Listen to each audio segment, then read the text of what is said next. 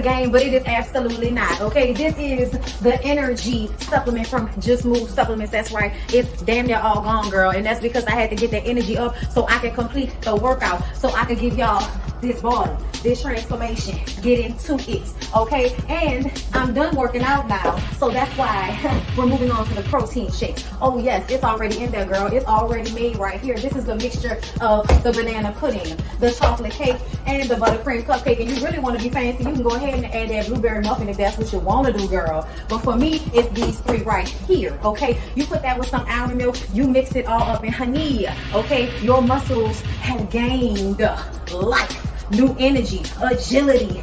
Get into it, okay? Just Move Supplements. Thank you very much. Hold up, Chief. Okay, don't forget about that TLC NutriBurst to get that multivitamin probably, because we all need a little extra. And child, if you want that sea moss that go down smooth, don't come up rough, okay? Get into the TLC Nautica sea moss. Yes, get that from me. And child, if your stomach hurt and you need to move some things around so you can be free, okay, go ahead and get that ISOT down below in the description box. Get it all from me.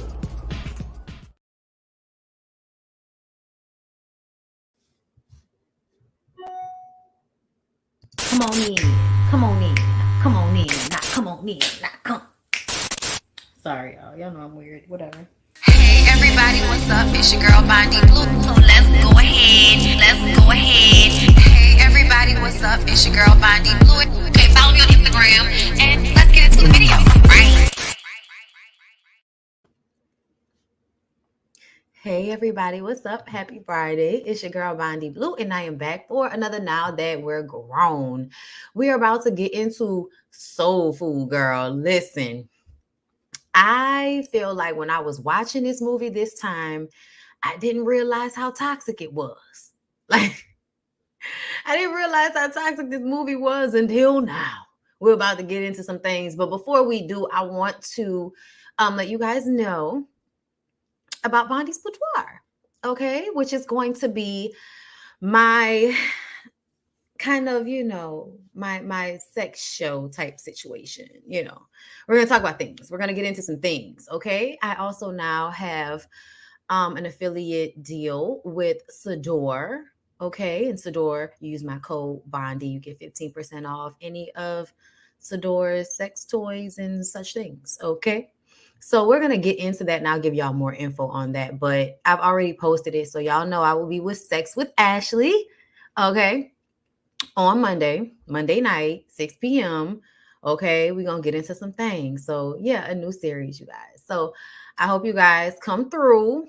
All right. I hope you guys like my thumbnail because I worked on it. Okay.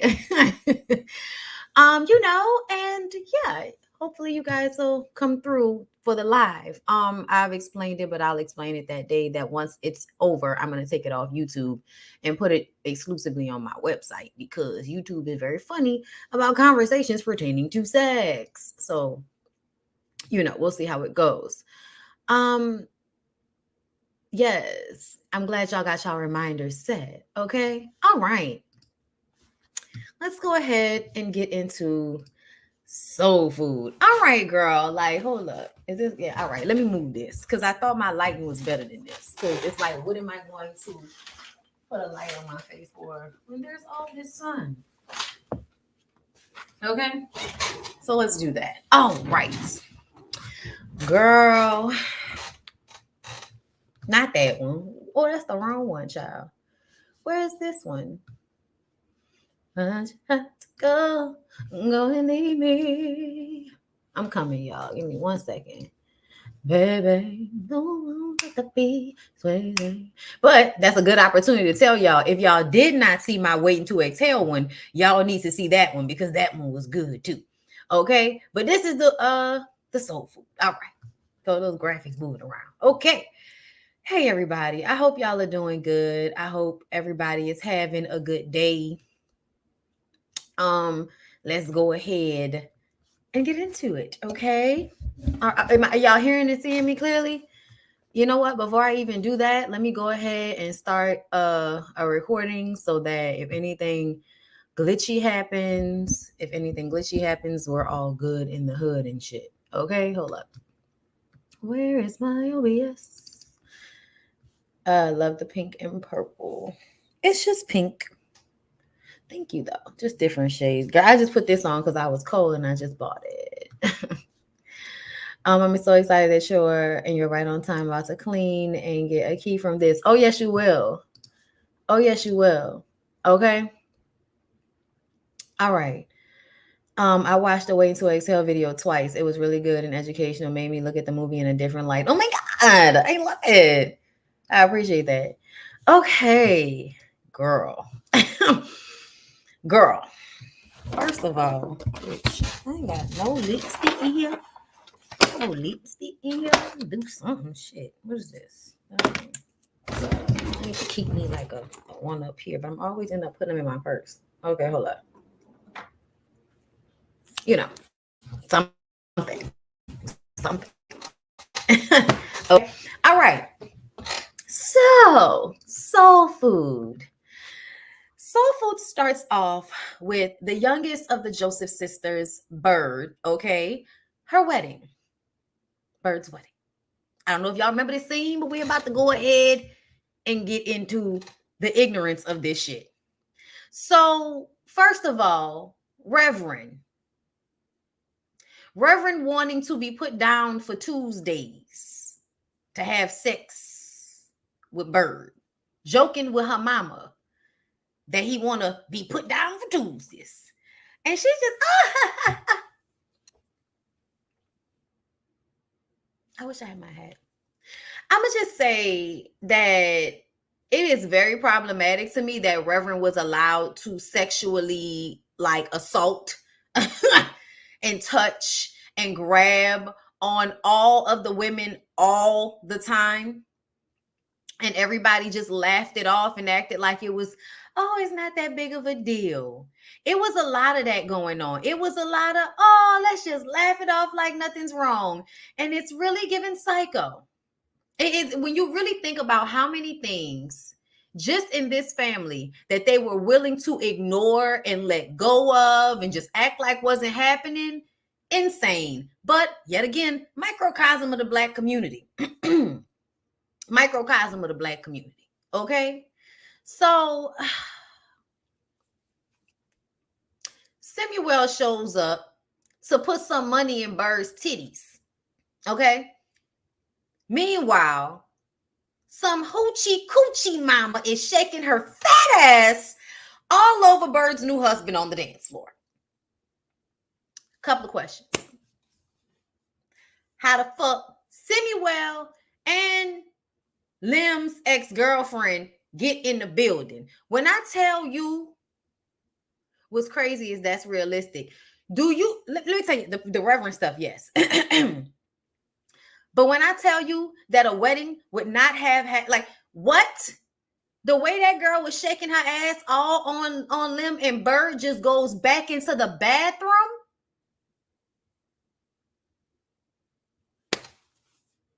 I don't think Hoochie Coochie was invited, just like Samuel wasn't invited. This wedding was open to the public or some shit.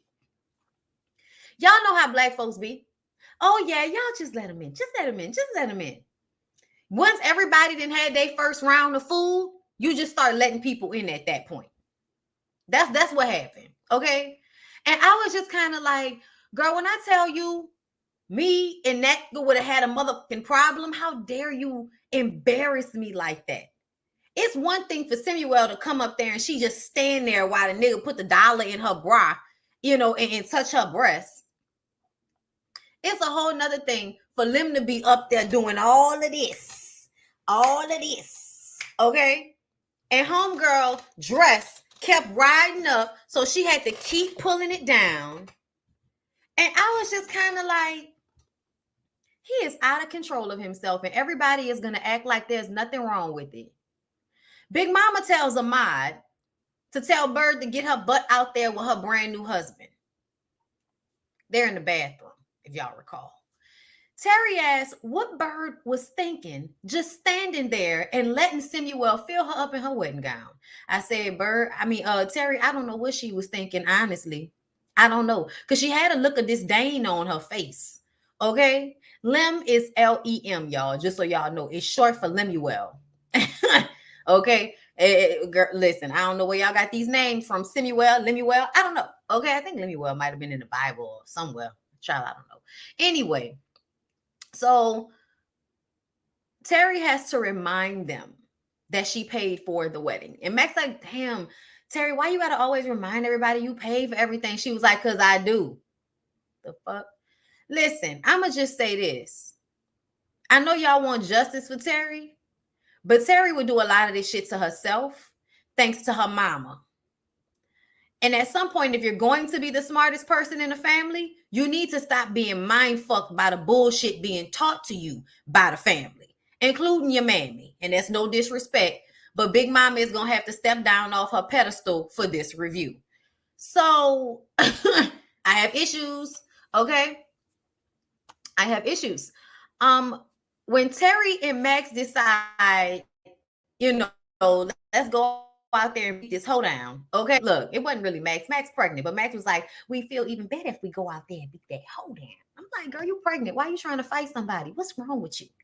They go out there and Big Mama is in the middle of the dance floor, dancing with them, taking all of the hostility in the room way down. Okay. And so now everybody just laughs and, oh, we just go on to it while we dance to, Teddy, the original rum shaker and shit. Shut it get down, good Lord. Shut it got it all over time. That was the shit. Play around. I'm not gonna do it. Cake by the pound.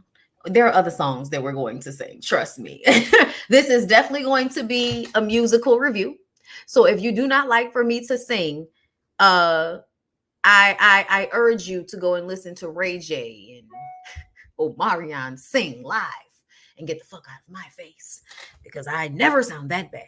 But also, I don't do what they do. But damn, like I would have never got up there those vocals. We'll talk about that at another time. We'll talk about it.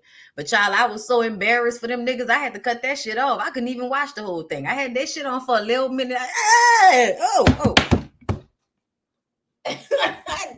I tapped my phone so quick. Get that shit off my. Oh my god. Anyway. Back to soul food, y'all. Okay, these are trying times. Okay, these are trying times. Back to soul food. Okay. Ahmad says that he always thought that he had this really special relationship with Mama Joe, Big Mama. But then he realized that she had that special relationship with everybody. And that is the blessing in all of this. That is something that is absolutely the special thing about Big Mama. You know what I'm saying? And I say that because I had that relationship with my grandfather. Like I felt like I was his, his special little girl at the end of the day. Because I was the youngest. I spent the most time with him, just the two of us. So it wasn't, you know what I'm saying? Like it wasn't like that with my grandmother just cursed everybody out. But my grandfather always, like, I was always with him all the time.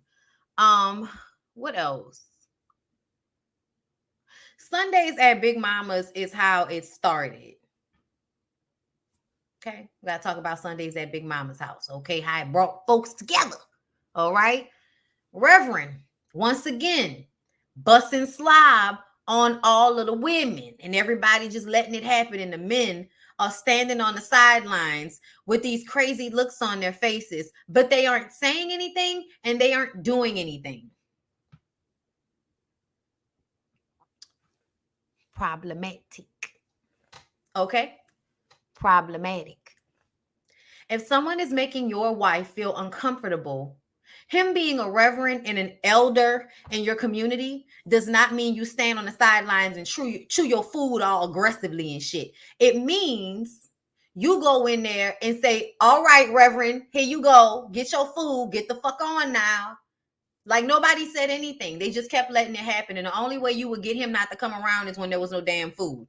Okay? Y'all definitely should have stopped cooking, inviting that nigga. Because I was, you know what I was thinking about? I was sitting up there thinking about it, and I was like, I wonder how he was with them when they were teenagers.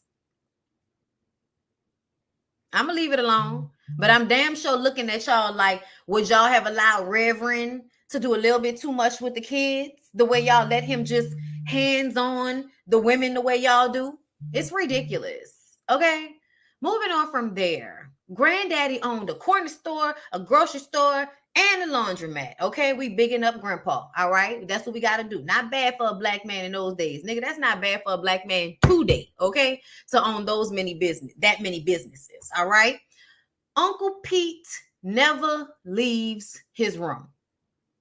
Ahmad says he hasn't left his room in 10 years. He just sits and watches his old TV. It's like the lights are on, but nobody's home. And I was just like, this is another thing. Black people will have family members who have mental issues. And instead of putting them in appropriate housing, Mama Joe's old ass decides that she wants to take care of him and keep climbing up and down fucking stairs all day because his ass don't want to come out of his room to get his food. It's enabling all over the place. All of this is a trope. Okay? All of this is a trope. All of it. All of it is a trope. Everything, every single character is a trope of some kind in the black community. And that's why the movie hit home so much. It's an excellent movie when you think about it because they hit you with thing after thing after thing after thing. You stop talking about shit yet. We ain't had a boring, you know what I'm saying, part of this shit yet. We ain't even got halfway through it. Lord have mercy. Okay? But that's another thing. The mental disease that everybody likes to just sit and act like it's not fucking happening. A lot of ignoring, a lot of acting like things aren't happening. He must have had a bathroom in his room. Child, I don't even want to know. So then we get to Soul Food Sunday. All right, everybody's showing up to Big Mama's house to cook and eat. And Bird asks, why we got to eat ham hocks anyway? And Big Mama says that, back in the day, they didn't have a lot of options. Of course, we're talking about slavery. And so they would just try all different types of meat out to find out what would work and what would taste good. And black people figured out early on, you season some shit with salt and pork and you can make anything taste good. Okay. So I think that that conversation at the time, this appreciation for soul food, was amazing. Absolutely. But there is something annoying to me about hanging with tradition, even if you don't like something. Bird is like, I don't like ham hocks. Why are we eating ham hocks? Why are y'all eating ham hocks? Because y'all ate them during the olden days?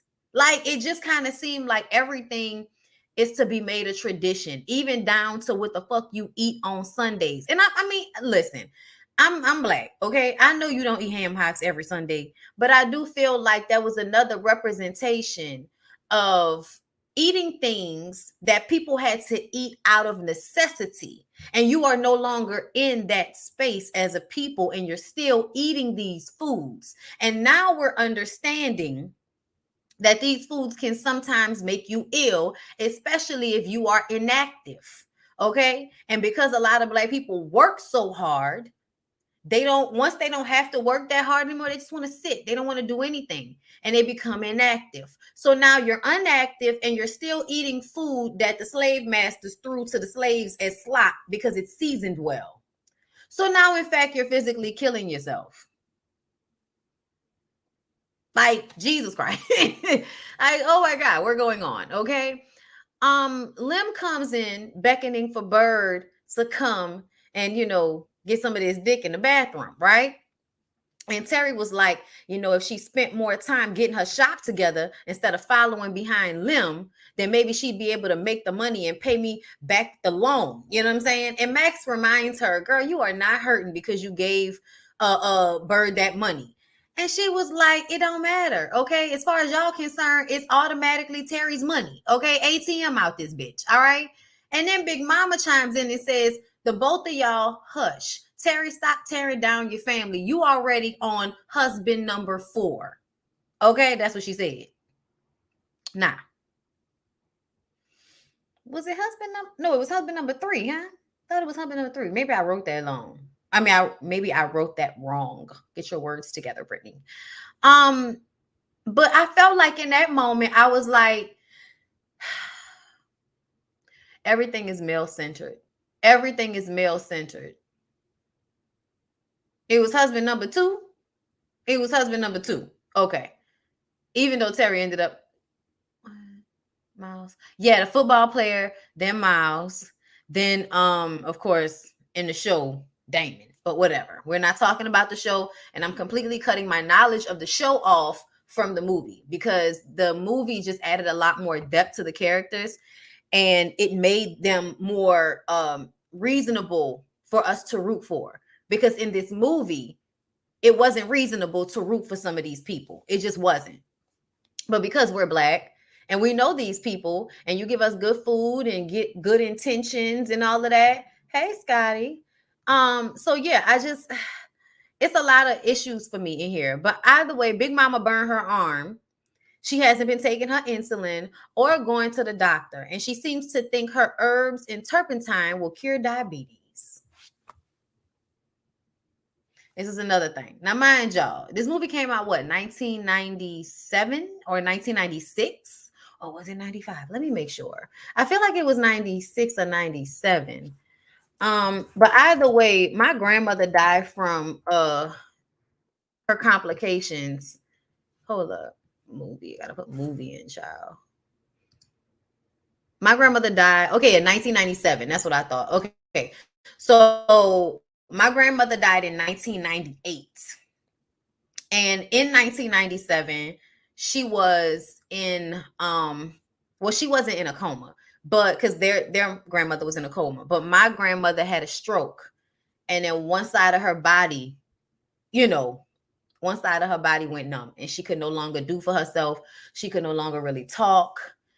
So this, watching it back, I was wondering, I was like, why didn't we make the connection? And it was like, because this happened before, my grandmother died, but it was damn near, I'm saying, around the exact same time that the movie came out. So it's just, it definitely hit home this time watching it. And that's why, y'all, I'm telling y'all, that's why I'm such a proponent for y'all working out and for y'all to be physical and care about your bodies, because I feel like a lot of us lost so many family members way too young because they refuse to take better care of their bodies.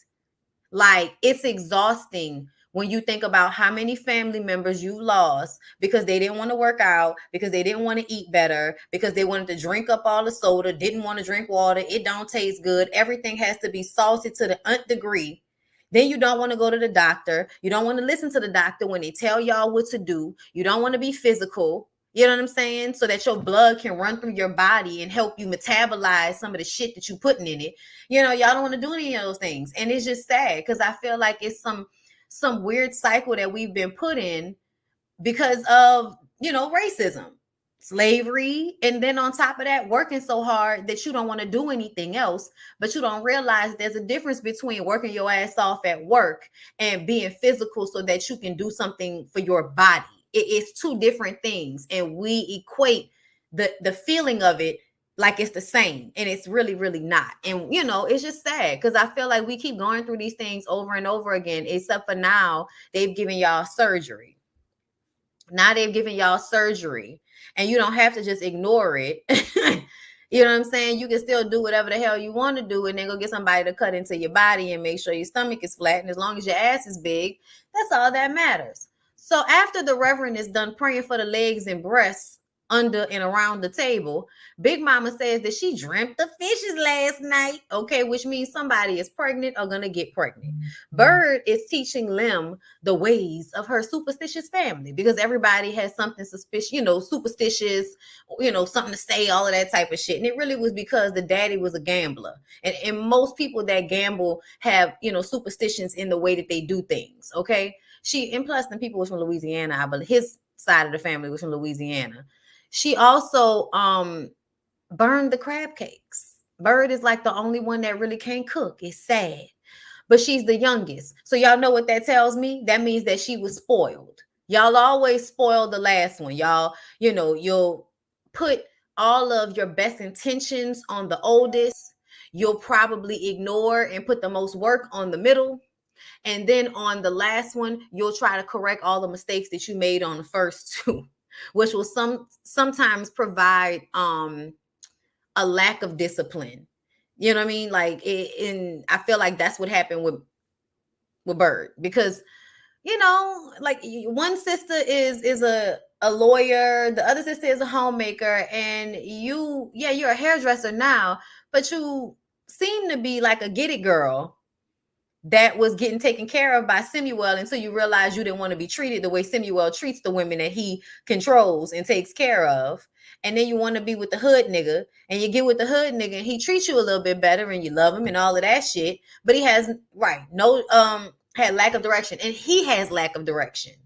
You know what I'm saying? I feel like even her doing hair was her doing something so that she could in some way compete with Terry in some respect. Like if I have my own business, then I'm successful too. You know what I'm saying? Even though I need my sister's money to do it and I'm running behind a nigga that is in and out of jail, it's slightly abusive to me. But we're gonna act like that's not happening.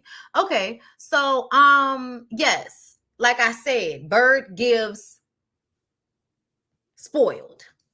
Max shades Terry cooking, and says that she can't cook nothing. That's why you always had me in the kitchen cooking, huh, Ma? And it's like, so Max had to tell herself that.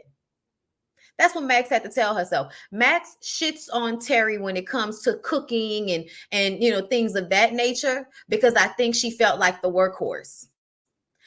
I think she felt like she was expected to do all of the housework, and she was expected to cook and be the good little house mom with her mom, while Terry was allowed to dream big and be in her books and not cook, even though she was the oldest. They all cook, but you can tell that Big Mama really put the onus of taking care of a household and being the mother figure on Max. And it's fucked up because I feel like Max resents Terry because Terry was able to not live under that pressure. But she doesn't see that Terry was put under the you gotta save the family pressure. You know what I'm saying? They're just not seeing each other's perspectives because they're only seeing it from theirs. And I feel like there was a real level of immaturity for these grown ass people. Like the way they, you know what I'm saying? It was like, girl, you're like, what, 30 something years old with 3 kids and a husband, and you sitting up here nanny boo booing your fucking sister. Like, girl, grow up. Like, grow up. Anyway, so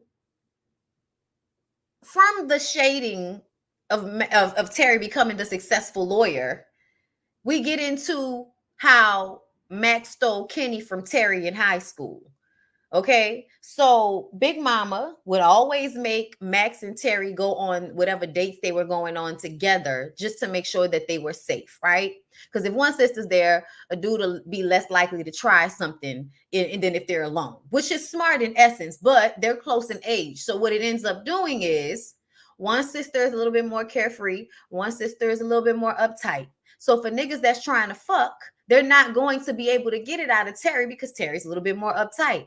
But you got Max over here being pick me because she wants to be able to prove that she's better than Terry in some respect. So I almost felt like, as much as y'all want us to feel like Max and Kenny really just genuinely was supposed to be together and the circumstances were just that he was with her sister in high school first, it almost felt like Max only wanted Kenny so that she could piss Terry off. Like, remember when they were skating? Shit, that's how you gotta do it and all of this shit. Like, and then he runs over to her. Like, honestly, Kenny wasn't smart enough to be with Terry. And that's just what it is. Kenny's stupid. I'm sorry, y'all. Kenny's stupid. Kenny is one, like, I'm sorry, y'all listening to the shit that Kenny was saying and doing throughout this movie. Niggas be slow. And I feel like Kenny was slow. So Kenny was more Max's speed because Max would be happier with a man working a regular job and being down to the house. Yeah, no, initially. But as time goes on, you realize he wasn't smart enough for Terry. That shit would have not worked out anyway. But it still made Terry feel like she was missing something when it came to femininity, or she was missing something when it came to the warmth that Max was able to provide. You know what I'm saying? So it definitely seemed as if she resented Max for the way she was received and then internalized it. Because she can't say anything. She has to be perfect. So she internalized it. And the way she internalized it is to keep everybody at a distance. In the moments when she was asked to be soft, she wouldn't allow herself to do it. And I think it's because she was just like, well, if this is who I am, then I'm just going to be who the fuck I am. And I'm not going to try to do nothing outside of that then. that put her at a disadvantage. And so I feel like in this movie, it seemed as if Terry had to be broken down because she she just needed to be broken apart, because honestly what she was built on was a whole lot of savior complex, a whole lot of black woman save the day for everybody. My mama taught me to be the strong backbone and take all the weight on my back. And I feel like they only tapped on it in the movie, y'all. They tapped on it. But, you know, Faye fucking a husband, and we'll get to it, but that was the breaking point. You know what I'm saying? That was supposed to soften her. Your husband fucking your cousin who you letting stay in your house was supposed to soften Terry. You know what I'm saying? Which is fucked up in essence, because nobody should have to have that happen to them. But I think throughout the movie, we actually saw the times that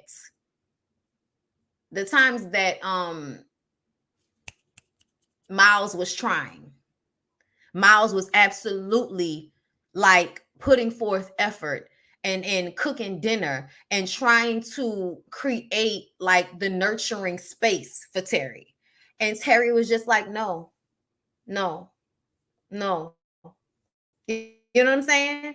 So I feel like Terry really had to um go through more. The series is really, to me, like that's the series made it so much more realistic, because in real life, my mom, and we were talking about this other night, in her like 40s, started going through the panic, started having panic attacks. I'll never forget that. She had panic attacks a lot. She eventually stopped. But my mom was also the one that felt the need to carry everybody on her back. She did hair, but she absolutely was the Terry. She is the Terry. Okay. My mom was still able to like retain this level of softness. Like she's the Max and Terry mixed together, basically. You know what I'm saying? But it's still crazy when you see the series, how she had to go through those panic attacks and all of that shit with Damon, because she really had to free herself of all of that angst and all of that, like just holding on to things and feeling like things had to rigidly be one way. So Terry is gonna have to work through things, and the movie just really taps the surface of it. But this situation with Max, and also Kenny's ass laughing while they were fighting and not really breaking them up, was another red flag for me. You let them fight over you, and then you laugh because you thought it was funny. That shit was detrimental to their relationship for the rest of their lives. And he stood there and laughed like it was funny. Now, essentially, it's what was supposed to happen, but it still was detrimental to their relationship for the rest of their lives. And everybody acts like Kenny wasn't fucked up. You know what I'm saying? Everybody acts like Kenny wasn't a dog ass nigga for that shit. Anyway, moving on from there, but they're gonna act like, he couldn't resist what Max was putting down. Like Max was just, so something that he just couldn't resist, as if he hadn't probably met Max before or at the exact same time that he met Terry. Okay, but we'll because it was going to the same school. But okay, I had to beg my mama to keep Showtime so I could watch Soul Food. Child, them was the days every Sunday. Okay. Oh, I got a long way to go, but it won't. I'm not gonna do it. Anyway, so present time, Kenny is asking Lim why he got locked up, and he admits he got caught selling a little something, something. And Bird jumps in quick to defend him, and he paid his debt to society, and it's no different than Daddy and his gambling. I would beg to fucking differ. I would beg to differ. Okay, it is very much different. First of all, gambling is not illegal. Second of all, gambling, okay, directly does not put drugs into the community. Okay. Now, I'm not about to blame drugs in the community on one drug dealer, but we're not going to say that that's the same thing. Now, if he had a drug problem, that would be the same thing, but it's not. So I just kind of felt like, no, Bird. And in essence, if it is the same thing, Bo, you and your mama was some damn fools. We're going to get into it. Big Mama says, we all make bad choices. We almost lost this house. But I worked on my hands and knees, cleaning up after white folks, taking in laundry. See, you do what you have to do to stay strong. You save the family, even if you stumble trying. This is what she's telling everybody at the table. And she says, One finger, and I hate y'all. They thought they ate with this line, but it pisses me off. One finger pointing the blame don't make no impact, but you ball up all of them fingers into a mighty fist and you can strike a mighty blow. This family got to be that fist. That's all well and good. But to me, one finger pointing the blame sounds like you don't want to hold people accountable. That's what that sounds like. Because to me, where was the accountability in your husband almost losing your house to the fact that you needed to go and work on your hands and knees, cleaning up after white folks, doing laundry, and everything else while he went and gambled away y'all fucking money? No accountability. No accountability for him. All the responsibility on her. Now, you know what would have worked? Oh, he got all of those businesses. Mama Joe should have been running the businesses. She should have been giving him an allowance. But no, he got a dick. So that means he should be in charge of shit, right? Even though this nigga damn near lost their house. And they got three kids to take care of and one in college. One finger pointing the blame. No, how about all of the fingers pointing the blame because the shit that he's doing is affecting everybody? Child. Oh, Lord. Then here come Cousin Faith. All right, y'all. Cousin Faith comes in. No one but Big Mama looks happy. Fuck she doing here? Last they heard, she was stripping in California, and some guy discovered her, got her dancing in rap videos. Amai said he ain't never seen her in none. Reverend instantly goes to filling Faith up when she's introduced to him. I mean, went to put his hands under her jacket so he can touch her body. So when you tell me that Cousin Faith has always been the problem child, I'm going to ask you, who fucked with Faith?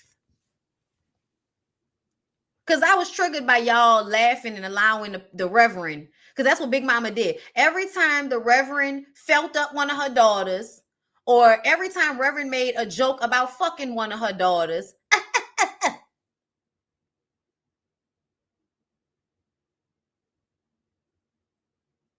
and so for me, we're going to glaze over that. But Faith seemed like somebody that somebody touched. And then here this nigga come with the touching and all of that shit. Okay? I'm just saying, y'all, clocking little small nuances that, probably was meant to be something a little bit deeper. I gotta read the book again. That's what I need to do. So Max goes into labor. Okay, this is baby number 3. This little Brooke. Okay, so Max got it. All right, I got it. Okay, just get the door. All right. It's so funny, y'all. I feel like Vivica Fox has played a mother so much. It's crazy to me that she's not biological. She doesn't have any children, because I have always kind of seen her as a mother figure until recently. Like, it's crazy, like how people playing these roles can really define how you see them as women. But yes, while at the hospital, Big Mama passed out. So when they got her checked out, she found out that the diabetes had gotten real bad and cut off the circulation to her leg, and they needed to amputate it. And she says, nobody's cutting off my leg, and that's that. Okay, fine. Bird shot.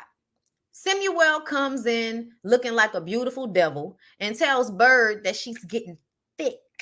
And so she turns around and she says, listen, I'm married now. So whatever it is we had going on before, it's over. Besides. And then she did that, Y'all see it in the picture. Ah. Why my tongue look so white like I ain't just brushed that shit? Ah. Oh, yeah. This. Anyway, protein shake, y'all. It's milk. Leave me alone. Don't fuck with me. I brush my teeth, okay? Whatever. I scrape my tongue. Drinking shit right now. Don't judge me. But it just look like... Oh, it's the light. Okay. Shout out like the fuck. Anyway, it look way too white for my comfort level. Anyway, I was like, it don't feel like that. It's the light. Anyway, y'all, I'm sorry. I'm sorry. I'm goofy like that. I'm looking at myself. You just be, super duper analyzing yourself sometimes when you do this. Anyway, so she said, besides, my husband's name is written all over my kitty cat. Like she had to give it to him like that, right? And I'm like, why you had to tell him that shit like that? It sounded like Bird was still fucking Samuel before they got married, but when her and Lynn was still together. That's why he was still coming around.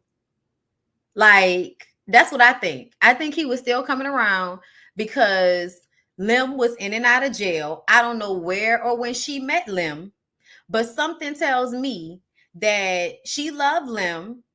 Lim gave her the old, street dick that you don't like to let go of.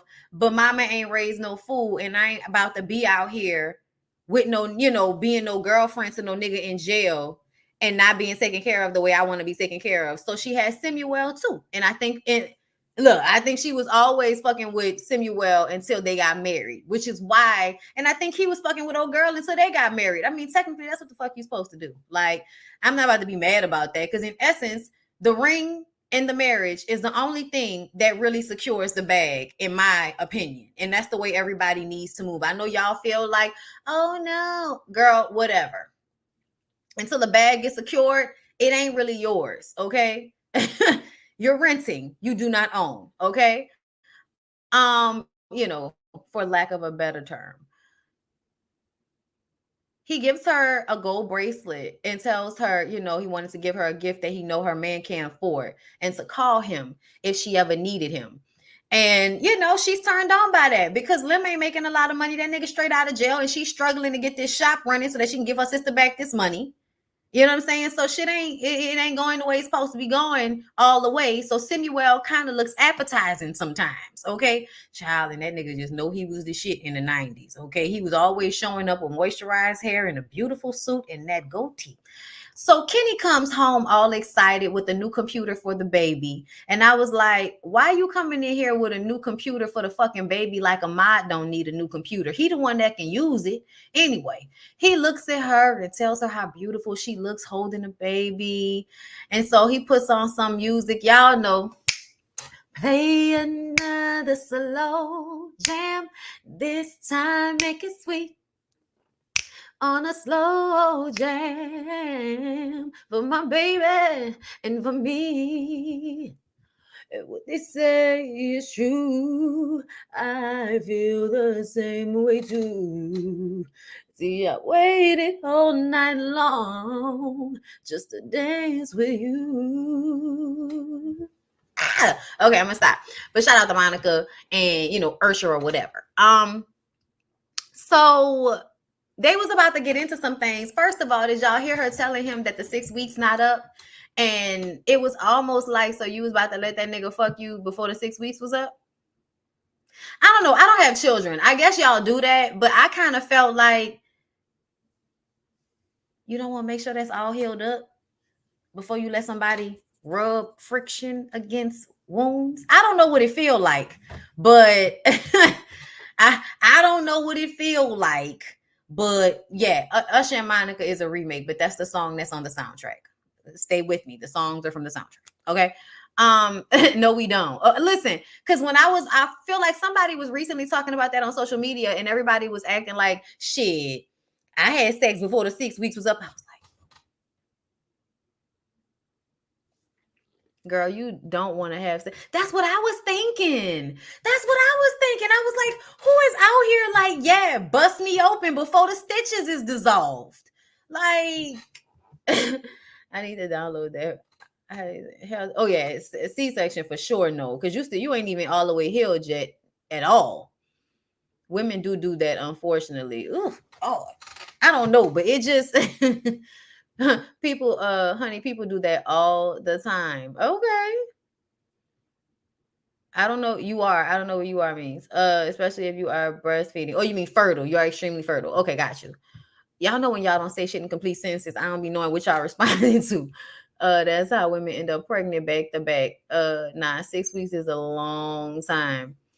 Yeah, but you just never mind. I'm gonna leave it alone. I don't have any kids, but I just kind of feel like, ugh. Like that just feel like it hurt. But if it don't hurt, girl, if your cooch feel great and you want to go ahead and do that, I guess that's your situation. But sometimes I feel like, and I'm not saying that's they situation, but I do often feel like women rush to have sex with men after they have babies before they're ready because they don't want the man to go and cheat on them.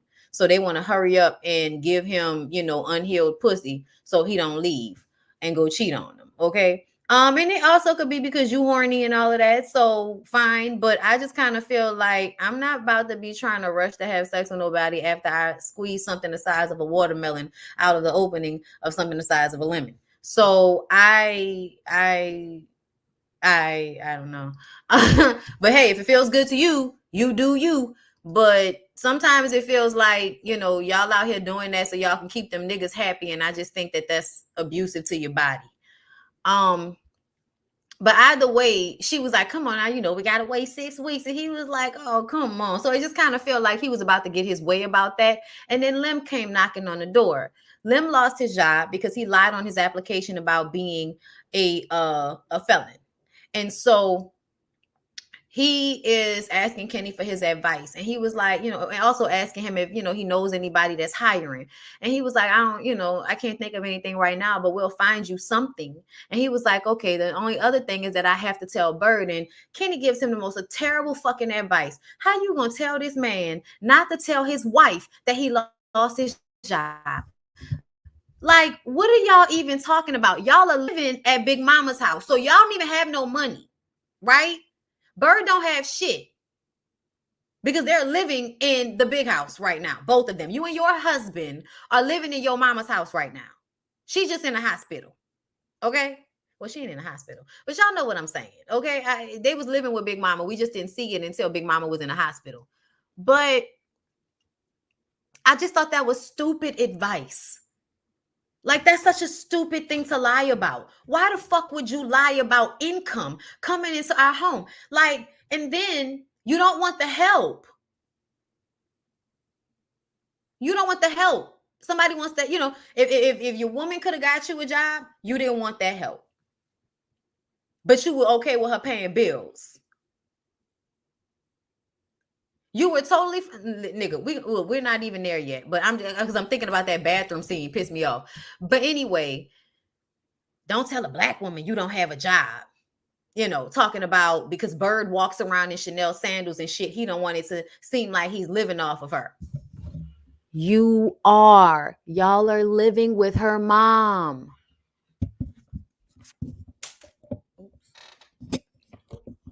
Y'all can still hear me? I'm sorry. This mic won't stop going down. Stop. But yeah, that shit pissed me off. I was just like, what the fuck are you even talking about? Thank you, Black Regina George, for the super chat. Hey, Bondi, happy Friday. Hun, thanks for making my day with your content smooches. Thank you. I appreciate you coming through.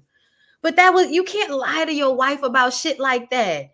Like, that's just ridiculous. She's going to know eventually that you're not bringing in money, or was you never really like paying no bills or helping like that? So how, but Kenny gave him money. So I'm sure he has to do something around there in order for him to give the appearance that he's working. So I just kind of was like, yeah, I don't know what's going on, but this is all stupid. Terry is trying to make partner and Faith is moving into her and her husband's house. Okay. She asked about $5,000 missing from their savings. Now, mind you,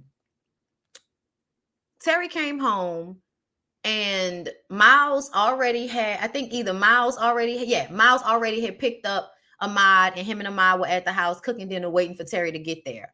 And she comes in, and then, Faith comes in not long after. That's an aggravation. But the $5K being missing from their savings account. He says he took $5,000 out for down payment on studio time because him and the fellas are about to record an album.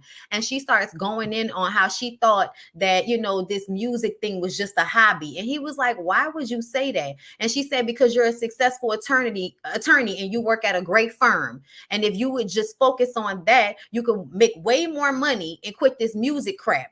All disrespectful, all diminishing, all not giving a fuck about the fact that that man is a person and needs to be supported as a person, not as the picture of a husband that you want. And you want it to be matching book-end lawyers, and that's not who Miles is. So Terry absolutely was fucking her marriage up when it came to this. However, Miles, all she did was ask, moving forward, can you inform me first? She didn't say you have to ask. She said all you have to do is inform me. Okay? But here's the thing. He should have done that from the gate. But Terry, you can't try to make it nice after you called his music crap and told him you thought it was a hobby. You know what I'm saying? And you know, she was like only 31,752 of yours or some shit like that. So we got a good amount of money in his savings. $5,000 to be missing. You ain't missing it like that. You know what I'm saying? So it just definitely gives that Terry tries to control everything. Terry is very much resentful. And Miles is just trying to get her to loosen up, to open up, to not be so rigid, to basically be supportive of who he's trying to be. And because she didn't have the ability to do that, because I feel like, I don't know what happened, but somewhere along the way, they made Maxine overly supportive when it comes to a man and all of that. And they made Terry very cold. I don't know how that happened. I don't know what y'all did. Maybe it's just the way they were. I don't know. But sometimes I feel like it's the different, you know, people act like because they grew up in the same household that everybody gets the same upbringing, and they don't. Everybody gets a different version of their parents based off of how old they were, what was going on during the time, who they're married to. All of that shit affects whether the father that one child gets is the same father that another child gets in the same household. You know what I'm saying? Um, so yeah, it just made me feel like Terry is just very, very cold. And she is blocked off from this man. And I don't know why or how we got here, but I feel like something had to have happened along the way. I almost wonder if Miles had already cheated before and they got past it, because he always felt like a man that was trying to make up for something, and she always felt like she was holding him accountable for something in some way that we just didn't know about. And then he fucked Faith, and the way she responded to it was almost like shock, yes, but almost like on some level she had expected it. And that's why it makes me wonder if it was something that had already previously happened in their relationship.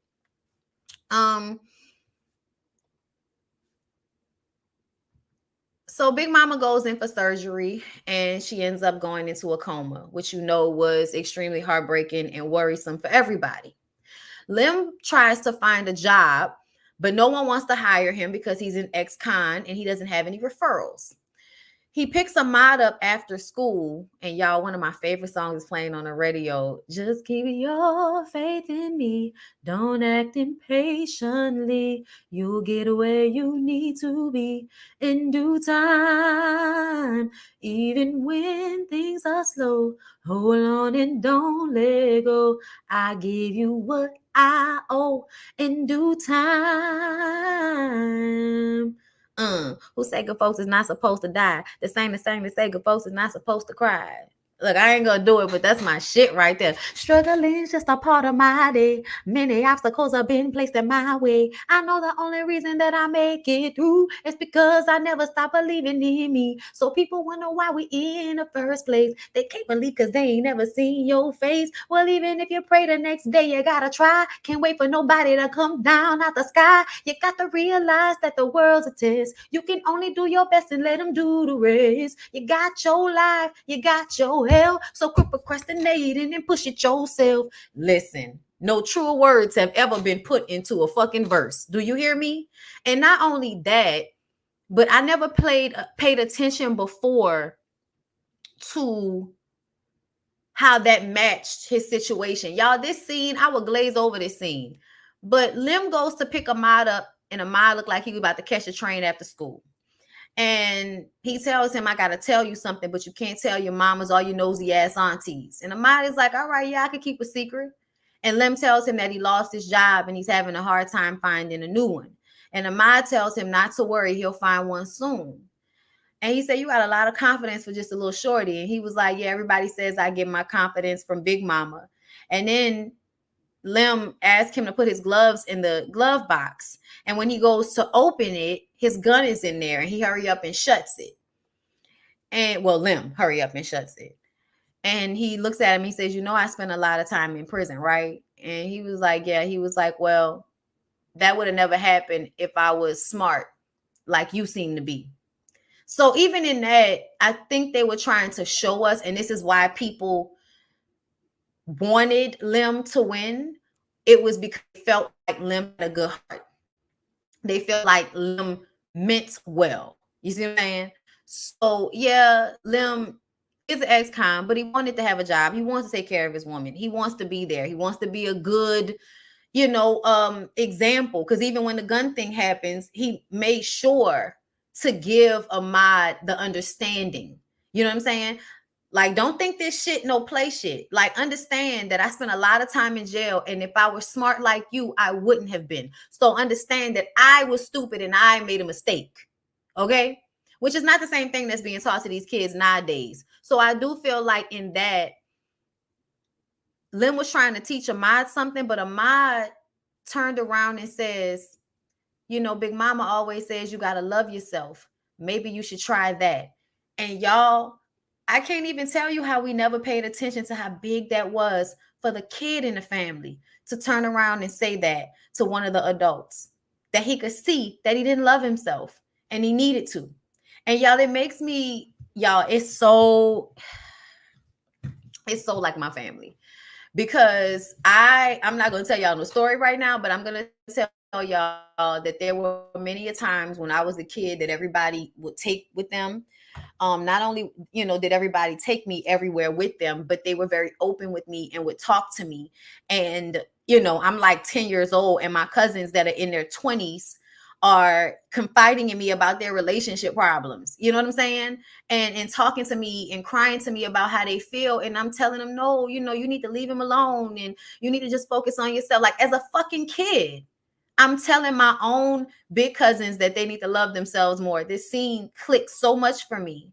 And I was also, the grandparents' baby. So it's crazy how the truth comes from the mouth of babes, man. Everyone is at the hospital, and Max was planning to still have Sunday dinner, and Terry made it seem like it was insensitive. And then Terry has to remind everybody about how she's the one that graduated from law school. Terry, that is not what anybody needs right now. Nobody needs that right now, Terry. That's not what any of us are talking about. Everything we're talking about right now has nothing to do with you going to law school. She throws it in Max's face that she quit college. She quit school at 19 and calls her jealous. And it's like, girl, that ain't got nothing to do with us having Sunday dinner and you acting like somebody don't love their mama because they want to do what they feel like will make their mom happy. That everybody would still have Sunday dinner. I mean, honestly, if y'all could sit in that hospital like y'all did, y'all should have just brought some Tupperware and ate around her ass and talked like, y'all was all still having family dinner, but did it at the hospital. That's what y'all should have did. They seem to have let y'all all in there. The way we used to be at the hospital, child, they'll let y'all in there and eat. So I didn't understand. I'm like, listen, y'all better cook Sunday dinner, get it in some Tupperwares, and we gonna meet down to the hospital, and we gonna eat in the room around Mama Joe and help she, see if it'll help her wake up or something. Like, that's what y'all should have been trying to do. But I'm gonna go ahead and let y'all go with it. Something else I noticed, y'all, I feel like Big Mama made everybody codependent on her too. Because as soon as she was gone, everybody is losing their goddamn mind in his family. Okay, Ahmad gives better advice than Kenny. Yeah, because Ahmad was listening to his grandmother. I don't know who the fuck raised Kenny, child, the TV series. But anyway, so everybody starts screaming and howling in the hospital, and they're told they had to leave. And so now the family is being broken up. Bird tried to cook by herself, burnt all of it. Nobody but the Reverend showed up, and Uncle Pete gave the food back. Y'all, oh Lord. A mess. Thank you, Amber, for the super chat. Love you, Bondy. Keep up these videos. Love them now that we're grown. Thank you. I'm glad y'all enjoy these. I really do. Okay, so Miles tries to get Terry to dance, right? He has a show that night and he's excited and he's like, come on, I know you stressed out. I know you got a lot going on. Come dance with me. And she was like, you know what? I can't. Mama is not doing good right now. Okay. And then she's like, and I can't come to your show. I just have a lot of work to do. And he was like, come on, like this isn't the first time. So she's canceled on him many times before, it seems. Okay. So he tells her, oh, wait, no, sorry. So he leaves and hold on, wait, no. He tells her, oh, my notes got fucked up. He tells her that he's taking his music full time, and she tells him it's a mistake. And he says, well, it's what he wants to do, and he walks away. See that? Like it'd be different if he wasn't already working with artists and like putting out music and already paying. Like Miles is not a 40-year-old rapper. You know what I'm saying? Like he's not, that's not where this is coming from. You know what I'm saying? This man is being a real musician at the same time of being a lawyer, stacking up money and, you know, putting himself in a comfortable position. So I feel like she wasn't supporting him and it didn't make any sense. Like, why? Okay. Yes, the codependency was a huge takeaway. Child, wasn't it though? Then here comes Faith happy ass. Okay, Jan Brady walking in the kitchen. Okay. And Terry was like, so what you gonna do for work since you staying up at my house? And she was like, I just don't do the straight job thing. And she was like, straight job thing? And that's annoying as fuck to somebody when you gotta come stay with me, but you gonna tell me how you don't want a job that pay fucking money. Okay. Faith says that she wasn't planning on staying there. She was planning on staying at Mama Joe's. So if she wants her to leave, just say it. And Terry asked, why did she come back? Why you come back, Faith? And then we get the laundry list of things that Faith has done in the past. Oh, so would you come so you could run up Mama's credit cards or get some credit cards in her name and don't pay them? Or maybe you want to use her credit to get a car. Make her sign on a note and then leave her footing the bill when you leave again. Or better yet, how about you get arrested again? Okay? Faith says she's changed. And Terry says, don't try that shit this time, bro. And I just want to say this. You didn't change. Terry was right. Terry should have never let you come stay in her house. But thanks, Mama Joe, because you don't teach them to have discernment and follow their own discernment. You teach them to put all of that aside for family. Now, here's the thing. At the end of the day, she could have stayed somewhere else, okay? But that was the most comfortable place for her to be as far as space. Terry has the space. So I do feel like Terry should have let her cousin stay with her. But I also feel like the idea behind not letting women in your house comes from this. You think you let a woman into your house, you're going to fuck your husband. But I want to tell you, your husband was already going to leave. You were already going to get a divorce. It was already over. She just came in and solidified the fact that this shit was over. Okay? Faith may have been an agent of chaos, or you can look at her as the person that comes in and does what needs to be done and reveals what needs to be revealed. Who knows how long Miles and Terry would have kept doing this dance that they've been doing. You know what I'm saying? All right, come on, James. Come on, James, because you're saying the same thing that I'm saying. Or reveal what happened to Faith, because it was a cry for help if she did all of that. That's another thing. And that's how you know people don't be paying attention. They really don't. They just look at what happened. But you know what? I'm going to tell you why Terry felt that way. Because I think Terry watched her mama break her back her whole life. Watch her daddy do all of this fuck shit and sat there and watched her mama break her back. And then people would come in and take advantage of her mom's kindness and put her mama through even more shit. And then Terry would have to be the one to come and save the day, because if she didn't do it, who was going to do it? And she had to be the one to make sure that the mom was okay. So I do think that Terry's feelings were justified about her.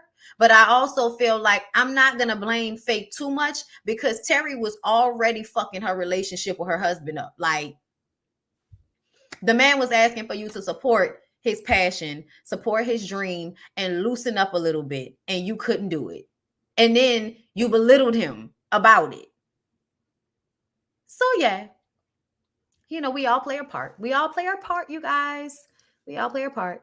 So I'm not going to put it all on Faith. Faith was just the one that came in and was the accessible pussy. So she rushed what probably was going to happen as soon as Milestone started to, you know, really take off anyway. You think Miles was going to be able to be in them bars with all of them women in the 90s and they weren't gonna be trying to fuck him? Think not. Okay. So Milestone performs in a club, y'all. Speaking of, ooh, girl, I care about you. I'm there for you. So why don't you care for me like I care about you? Oh, girl. That's my shit, y'all. Sometimes I feel so alone. Hold on, wait. I disagree. I believe the grandma was a victim narcissist for the girls against each other. I don't know what that means. I don't know what that means. I believe Faith wasn't their cousin, probably daddy's side child. No, Faith was her sister's daughter. They said that. Because I mean, once you get into the TV show, you realize Big Mama had a similar dynamic with her sisters that these sisters have. Um,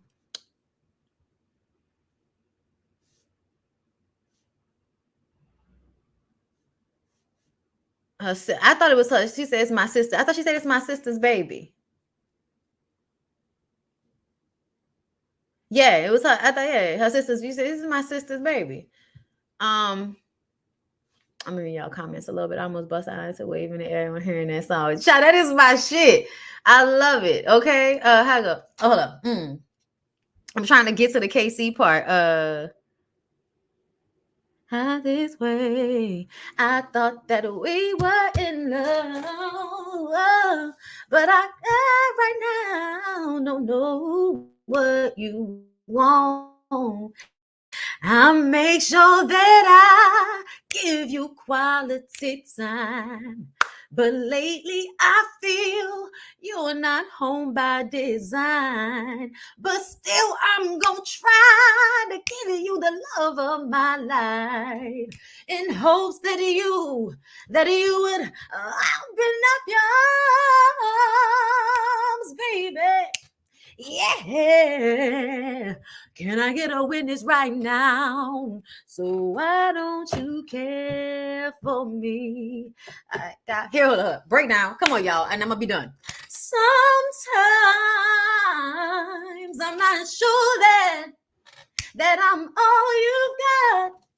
Sometimes I'm not sure you love me or not, baby.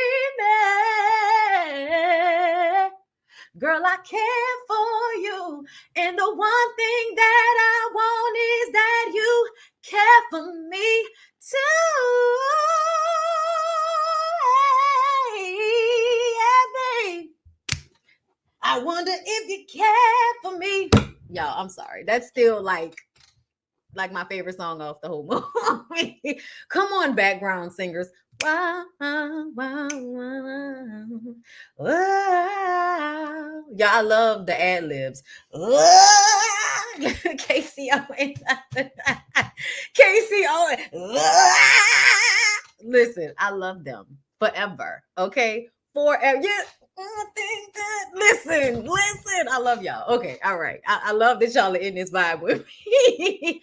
I love that. Okay, so here come Faith coming in during their performance, looking all sexy, calling folks cousin. And they talk about how they both feel the same about dancing and music, that they don't want to continue doing things that don't provide them with passion. They don't want to keep doing this 9 to 5 just to make money shit. And it's so funny because I feel like we are always kind of going back and forth through these kind of life cycles of trying to teach the same lessons to new generations. And I feel like that is absolutely what Miles was teaching, and Terry. Like Terry, they didn't clap on it, they didn't touch on it as much, like I said in the movie, as they did in the show. But Terry's need to succeed as a lawyer and constantly being shitted on, y'all, I watched that show every Sunday and still turned out living exactly that. When you work your ass off for white people and they never want to give you your just due. But at least on the show, she was able to, swipe her nuts across them niggas' foreheads at Green Norris. But that's not the point, okay? The point is, if Terry has supported what Miles had going on, I don't know if Faith would have been able to fuck her husband. And I'm going to just say it like that. So Bird finds Lim home in the middle of the day. She came in with some of her coworkers. I know why none of her people showed up. Miss Girl can't cook. You can't cook, girl. It's just like that homeboy had me dying laughing. Okay, so she hears something, and they find Lim in the bathroom, and she pushes. First of all, he was coming out the shower, so his dick was out, and she pushes him in the bathroom. Like, girl, did you see that thing? I'm like, okay. And so she's like, what are you doing home in the middle of the day? And this is when he has to admit that he lost his job. And she was like, you felt like you couldn't tell me that? And he says, well, Kenny thought it would be in your bed. She said, what the fuck you listen to Kenny for? You gonna listen to Kenny? Like, we both talk about how stupid Kenny is, and you gonna listen to this nigga? And he was like, what he told her? She don't know shit about being a black man, this stupid bullshit ass system. He done went on 6 job interviews and they won't hire him. And so check it. Lim is one of those times, y'all, he's like the perfect trope, right?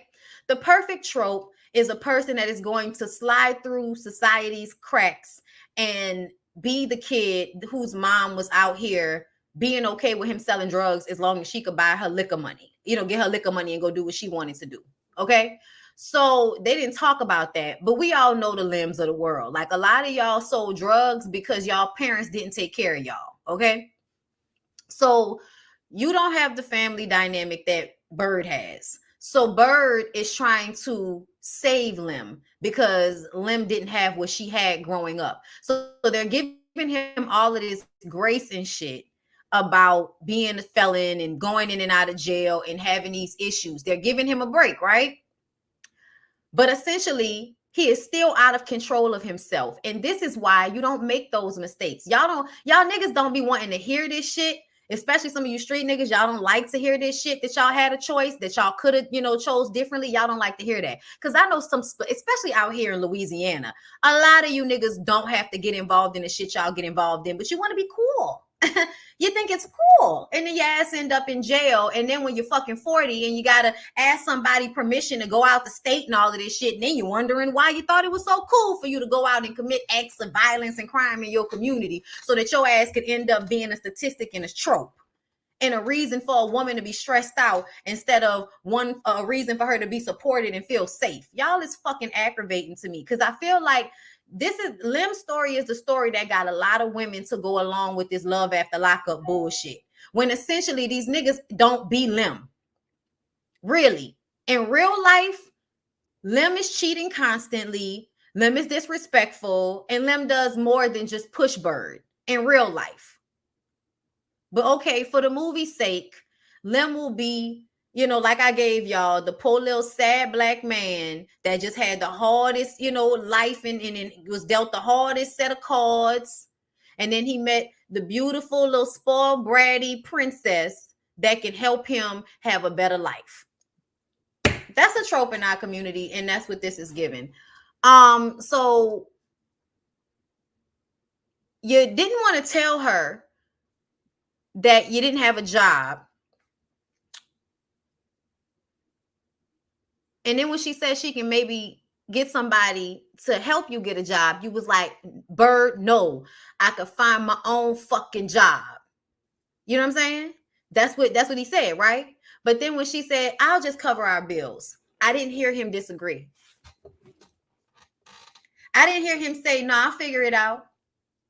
He didn't say that. He didn't say that. He was okay with her paying all the bills, covering all the bills, but not with her helping him get a job because his ego. But no ego involved in her paying all of the bills.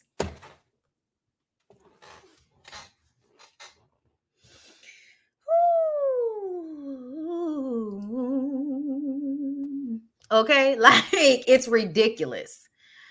So then we see Faith, y'all. Faith didn't have all of the money for her musician who was supposed to play for her during this audition that she had. And so Miles comes up and plays for her. And y'all know everybody loves this scene because it showed that she really did have dance talent. I feel like everybody thought that she was bullshitting until Miles comes up there and plays something out of the blue, and it showed both of their talents. It showed, you know what I'm saying? Like they were able to like be the best version of themselves in that moment because of one another. It looked like Miles might have been coming from the fucking law office. You know, he had his vest and his beautiful suit on and pulled up and sat there and played that shit so beautifully. And she gave us her best liturgical, but I have been trained dance moves, pointed toes, and everything. Y'all.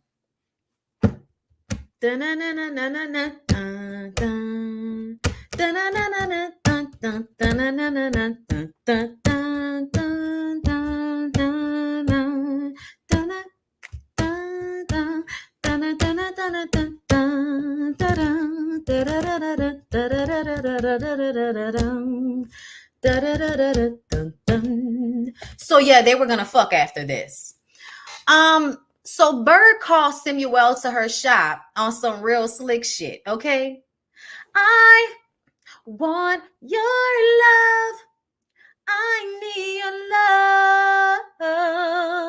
Give me your love, baby. And listen, the soundtrack is off the chain because that was the music playing in the background. Baby, baby. Oh, yeah. Shout out to DeBarge. Shout out to DeBarge always at the Debbie Allen School of Dance. Okay. Yes. DeBarge always gonna give you that good sample. So she sits him in her chair and basically asks him to give Lem a job in exchange for going to dinner with him. Okay. Everybody sees it. You know, it was just real like, okay, girl, this is not the way, Sway. Let me tell you something. If you don't have another plug, please don't use the nigga that used to plug you. Okay. Kenny told, I don't see this nothing. Kenny ain't shit because Kenny knew. Kenny knew what the fuck was going on because Kenny called Lim and told him to ask about the printing company that Samuel worked at. We never even talked about the fact that Kenny went and told him and knew about the shit. Okay? But anyway, so when he went, he said they didn't even know who Kenny was, but he got the job and it made him feel like the man. And when he came home, Bird had her lingerie and the candles and she put that pussy on him, you know, in front of the dining room table. I'm like, yo, mama don't sit there for Sunday dinner and you gonna fuck your man right there. Okay. And you know, to that in vogue shit. Okay. But she put the pussy on him to distract him. Got him the job. Look, she fixed everything, right? So everything was going well when Samuel decided that he wanted to flex on Lim. Okay. And I think he must have found out. Somebody must have told him. Somebody must have been like, hey, good looking out on the new dude, impressive. That nigga's like, he's off the chain. Because he was doing a lot. And he knew other, you know, he knew it. It was something he'd done before. I think they do that in prison. So I think Samuel found out how good he was at that job. And I think that aggravated him. So I think he wanted to go and flex. And so he sits down and he says, you know, it's going to be your turn to help another brother out the way I helped you. He was like, what you talking about? Kenny, you know, referring me. He was like, oh, no, I know your ex-wife. I mean, he said, I know your wife. Yeah, I know your wife. You know, old Cola? Yeah, we go way back. He's like, who the fuck is Cola? He was like, some little something I used to call her back in the day, you know, because she had that body shape like Coca-Cola bottle, huh? He knew what he was doing. Samuel's a nigga that does cocaine. He's gonna, you know, he's gonna lose himself at some point. All this pretty shit trial. Anyway, but he said she used to make a brother want to scream, and Lim lost it. And this is what I said. This is it. This is what I said. And I told my husband this. I said, I know you understand the feeling of somebody trying to like press your old girl or something like that. Cause he was like, nah, he was like, that nigga was seeing red. And I'm like, yeah, I know you get it. But at the end of the day, he could have not bashed that nigga's face in with a tray. Because see, me and Lyric was going back and forth with this because he blames Terry for them ending up in jail because Terry called the cousin Blimp to beat Lim's ass. And Lim wasn't the nigga whose ass was gonna get beat. It's just he wasn't that nigga. He was a real one. Usually the real ones gonna have their own back. They know at all times somebody might be trying to do something to them because they used to do flaw shit back in the day. Okay, so after he beat Samuel's ass, Samuel was like, "You're fired, motherfucker." So then he goes to Bird's shop, bursts into Bird's shop, breaks her front door, pushes her into her office and said, "So you think I'm not man enough to find my own fucking job? What the fuck you had to do?" And she says, "Nothing. I just told him I would go to dinner with him and that's it." And he says, "Ain't no man gonna give you a motherfucking thing free." Okay? And she says, "It ain't." He noticed the bracelet. He said, "What the fuck is this?" And she was like, "It ain't shit. It ain't shit but a fucking bracelet." She was like, "It don't mean nothing." She crying, hysterical.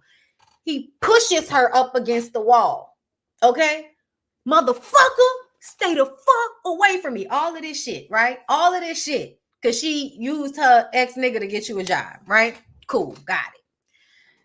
After he did that, he goes to the bar, and that's when cousins show up, try to fuck with him, end up getting a gun pulled on him. He gets arrested. Here come, everybody running down to the bar. "Lim! Oh my God, that's my husband." So let me just go ahead. Hold up. Cousin Terry should have minded her business. That's not a cousin. That's her sister. So let's start there. I'm going to just say this. If a volatile nigga that's been in and out of jail, that lost his job, my sister got him another job. Yeah, she got it the wrong way. Bird was wrong for the way she got him that job. Absolutely. She was fucked up. But if he would have been in control of himself, he wouldn't have gotten arrested. Okay? He was out of control of himself from the very beginning, and that's a part of the problem. At the beginning of the movie, at the wedding, he didn't even see Samuel was at the fucking wedding because he was so drunk and out of control of himself with the ex-girlfriend shaking her ass all over him. So he wasn't doing what the fuck he was supposed to be doing from jump. Let's start there.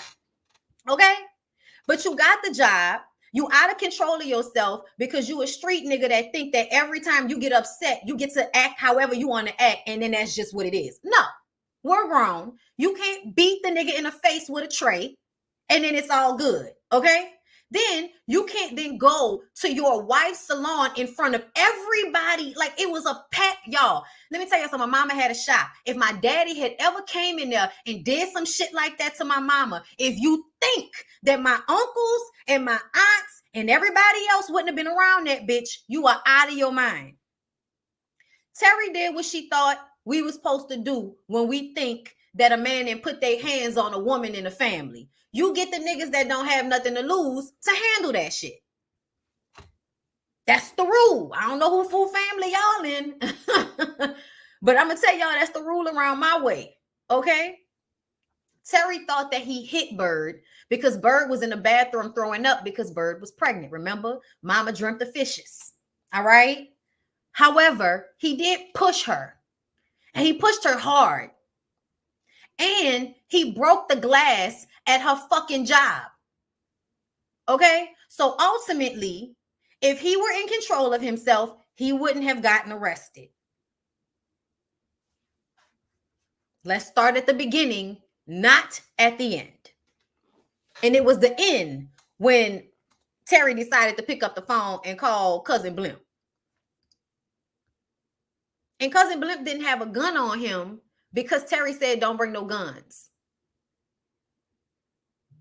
So we know what this was. It was just supposed to be an ass whipping. Okay? One, honestly, that he deserved. But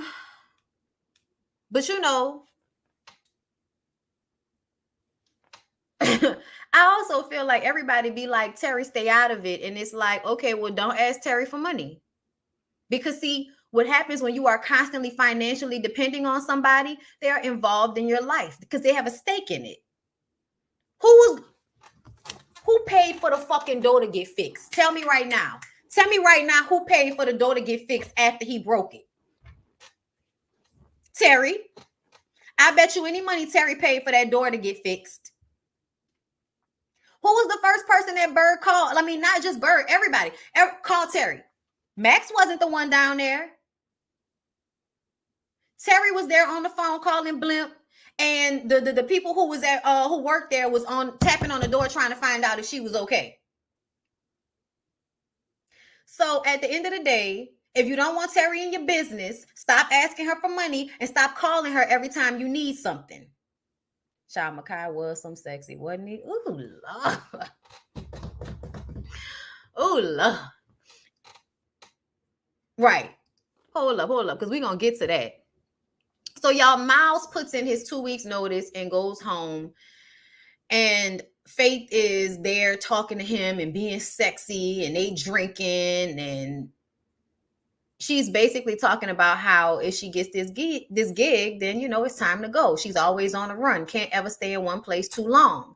And Miles says that that's bullshit. It sounds like a lonely life, and she should stop pretending like she doesn't need anybody because she's just lying to herself.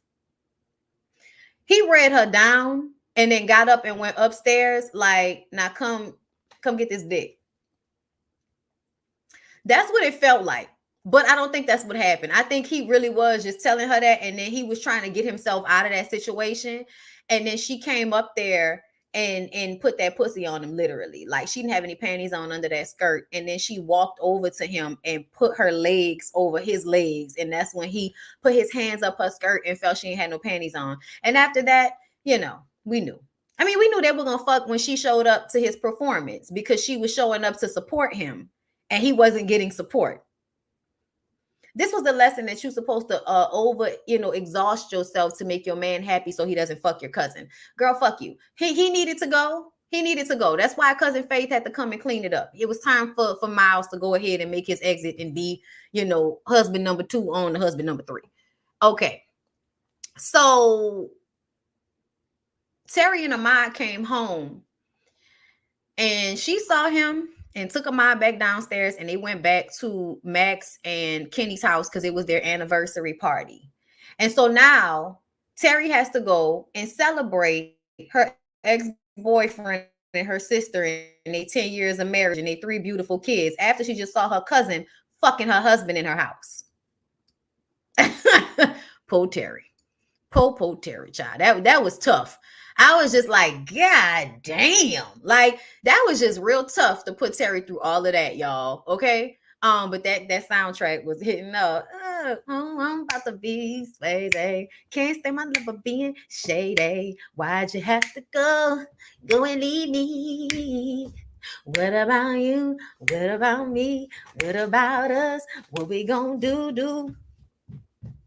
Toto, help me sing. Hey. Y'all, I'm always so sad that Pam decided to get delivered, because I feel like we would have continued to have some good music from her. But anyway, because she just has a very, unique sounding voice. With good beats, it always rocks. Don't matter who knows. I'm not going to do it. Okay, so everyone is enjoying the party, and Terry is in the kitchen crying, and Kenny comes in first, right? So Kenny comes in the kitchen and she grabs him and hugs him, and he's like, what's wrong? And she was like, you and Max been together all these years. I still envy that. She says, maybe it would have been different if you and I had ended up together. And she was like, I probably would have ruined it anyway. And then everyone comes in, and that shit was so sad to me, because I was like, damn, Terry, I know you know that Kenny is an idiot. I mean, he's not, but he is. Like, what I mean is, whatever man that Terry deserved to be with was way more impressive than Kenny. I'm sorry, y'all. I'm sorry. You deserve the more impressive nigga. And that's why he needed to take his little slow ass on to your sister, who could love and nurture him in his stupidity. Because that's what it gives. Good heart, stupidity. She says maybe if she would have, okay, no. So they talk about Big Mama's hospital bills, and Max is basically like, her insurance isn't going to cover everything. So we were thinking that maybe Terry and Miles can pay for everything, and then we can just pay you guys back in installments. And Terry says, what? I'm already paying the mortgage and the utilities in this bitch, which doesn't make motherfucking sense since Bird and Lim are living there. What is going on? I bet you any money that Terry was paying for Big Mama's house and letting Bird and them stay there so that they can save the money to pay her back for the loan. Oh my God. And then she says, well, next you'll want me to bail Lim out of jail. That was her guilt. I think she did feel guilty that ended up getting him put back in jail after she found out that he did not hit Bird. But either way, I said, Max, you got your motherfucking nerve. Max, your husband just brought a brand new computer into y'all house and you just had a third fucking baby. And you gonna turn around and say to your sister that she needs to pay everything and y'all can pay her back installments? No, bitch, you gonna foot some of this bill. I'm not paying shit. You gonna foot some of this bill. Oh my God. Bondy mad for real. Why would I be mad for real? I'm reviewing this. Y'all, leave me alone. Anyway, so Terry says they should just sell the big house because nobody is paying for the taxes and the utilities. That's what I was saying. Taxes and utilities because it's already paid off. But her. And they can finally put Uncle P in a home the way they've been talking about for years. And Bird was like, Mama would kill us. And it's like, girl, what? You mean our mama that's in a coma raking up hospital bills? All right. Max and Bird aren't hearing any of this. And Terry says that she's the guardian of the estate, so she's gonna make the decision. And Kenny says, come on now. You know your mama wanted y'all to keep the family and keep the house and the family for your kids and all this. And Terry said, man, fuck the family. Man, you know what? I let the family in my house and the family fuck my husband. That's right. Yeah, Faith fucked my husband. And everybody is looking at Miles like, wow, man. Fuck. She ain't gonna never pay for shit no more. Why is you ruining her for us? And so he starts to say, can we talk about this? She said, talk about what? Fuck you. And then ran after him with a knife. And we all know she running there. And then you see Fake jump back on top the jukebox, bitch. It was just, yes, classic. Classic. And she told Fake, get the fuck out. And she was like, I'm sorry. I never meant to disrespect you, girl. Fuck you. Yes, you did. Yes, you did. You saw a chink in the armor. Okay. You saw there was a weakness in that lady's household. And because she made you feel like shit about yourself and you're already insecure and thirsty for attention, you decided that you were going to fuck her husband. You set out to. You set out to. I don't exactly blame you that much because y'all, Miles was giving everything. I'm not even gonna lie. Nigga cooking, playing music, smelling and looking good and shit, got money. You know what I mean? Like, I'm just saying, girl. But he wasn't shit though. He wasn't shit though. Because what you fucking that girl cousin in her house for? You ain't shit. She should have stabbed your ass. Anyway, sorry ass nigga. But I'm just saying, it took us a while. Miles gave stability. Yes, it took us a while to get there. But I feel like Terry ain't never really loved that man. That's how I feel. Because she just had like an overall contempt for him. And I don't understand like how we got there. And I feel like he did something to that lady. And y'all just sitting up here acting like she just always been this ornery. That don't make no sense. Thank you, Queen RN444 for the super chat. Bondy, I love your reviews on some of our favorite movies. Thank you. I'm glad y'all are enjoying it. Because there's so many things, y'all. I'm trying to hurry up and get through this. Okay. So the moment after she, Kenny stops her with the knife and she, just starts crying. And y'all, there was a moment Bird went to hug her. The look that Max had on her face and she touched her, touched her chest. It was almost like in that moment, they were all feeling Terry's pain. And I'm talking about Max and Bird were feeling Terry's pain. Seeing her break down like that. And I feel like that's their sister. They've seen her cry before. They've been probably emotionally supportive before. But it was something about that moment. And this is when I say y'all ain't gonna never act like Vivica not a good actress. Okay. Or Bird, really, because at the funeral, Bird was giving everything. But Max, oh my God, like the way she put her hand on her heart in that moment, like the look on her face, it was almost like she was feeling how unbearable Terry's pain was. Like I have to touch my heart because this shit hurts so much.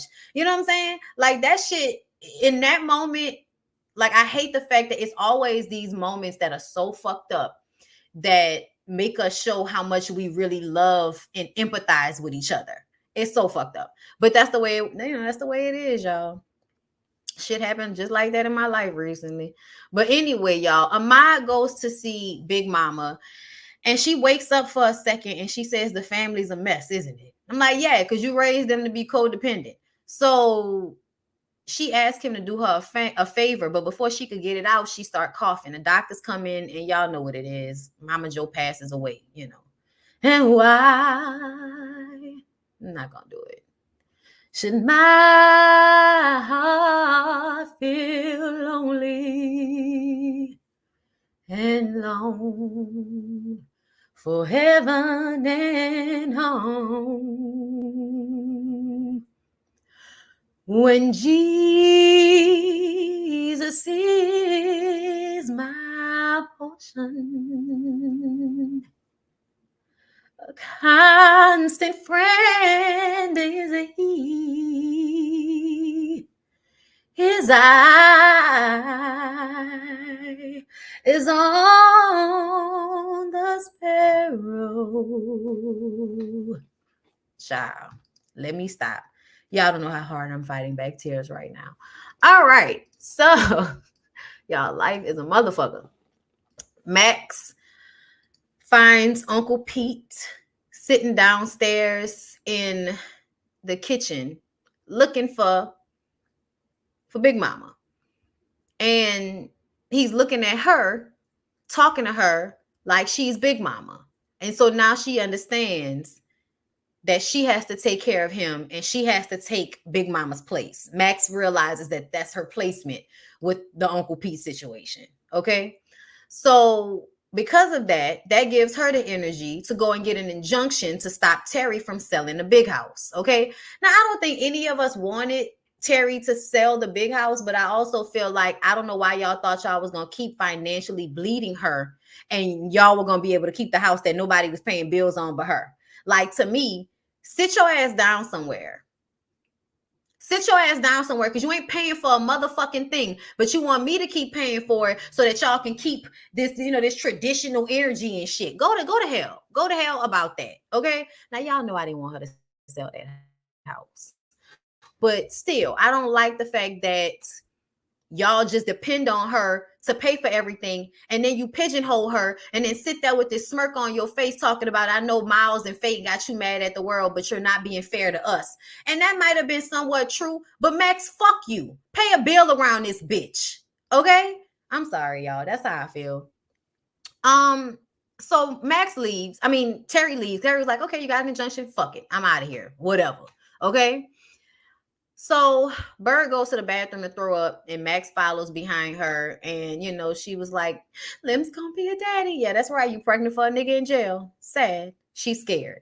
Max tells her that she can't go to her ex to help her husband get a job. A man, you can't go behind a man's back like that. She was like, a man has to feel like a man. And if he feels like you're taking that away from him, he has nothing. That's bullshit. She shouldn't have got him that job in that way. But to me, if it makes him feel less of a man for her to get him a job, then it should make him feel less of a man to let her foot the bill and staying in her fucking mama house where they don't seem to be paying any utilities or taxes because Terry's paying them. So if he should have felt less of a man, he should have felt less of a man because he was living off fucking Terry and Bird. This whole thing is about preserving how men look. Okay? She says, remember when daddy lost all that money and almost lost the house? She said, mama didn't trip. She did what she had to. And she left him with his dignity intact. Men need that. Let me tell you what I need. I need a man that's not going to lose our fucking house gambling the money away. That's what I need. So if I can't get that, then you're not going to be able to keep your dignity intact. Why should your dignity remain intact after you do something like that? Why?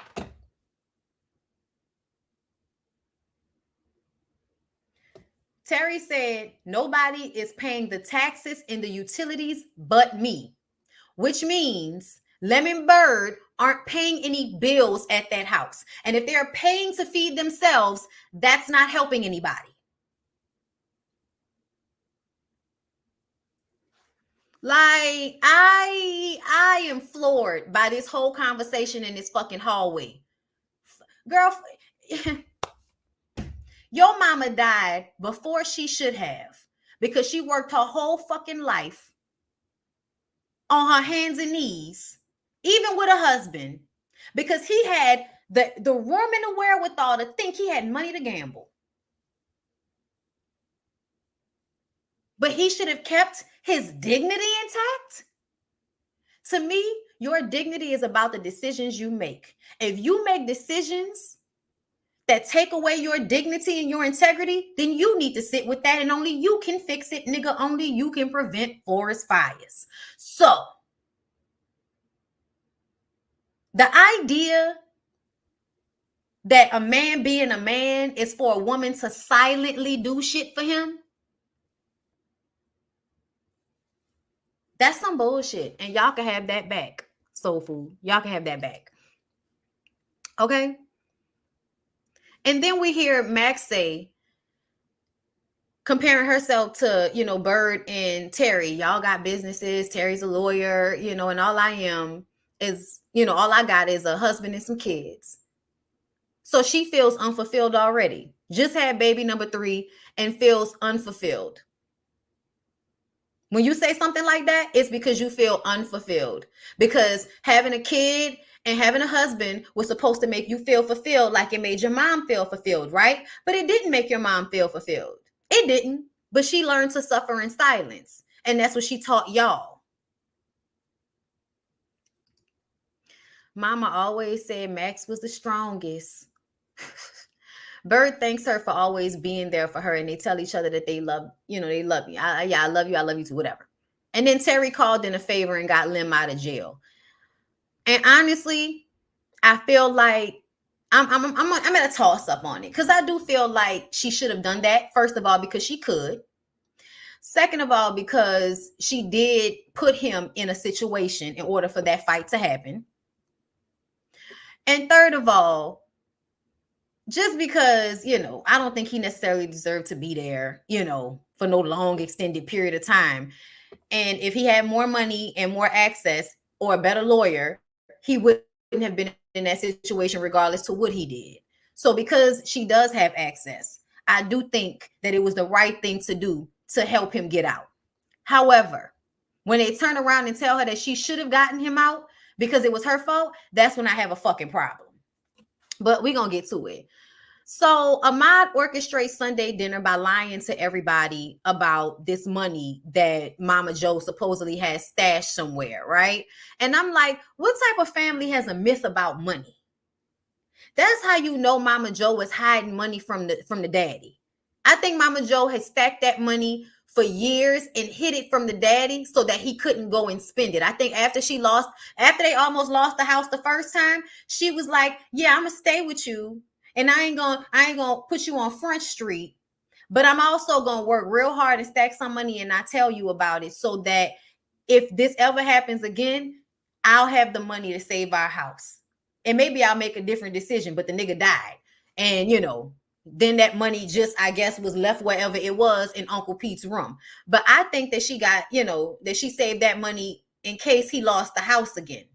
And it's like, so you would rather break your back to save money, so in case your husband gambles away y'all house again, you can save it, instead of getting rid of the husband that is basically making your life harder than it has to be because he can't control himself.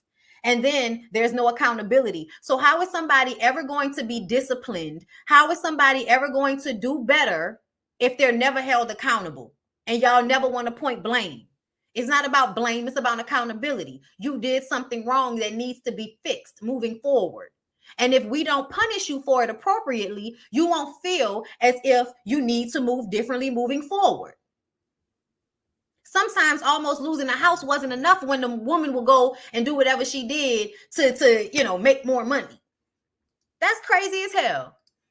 So everyone shows, slowly but surely, everybody comes in and kind of assumes their roles in a house because at this point they family and they miss each other.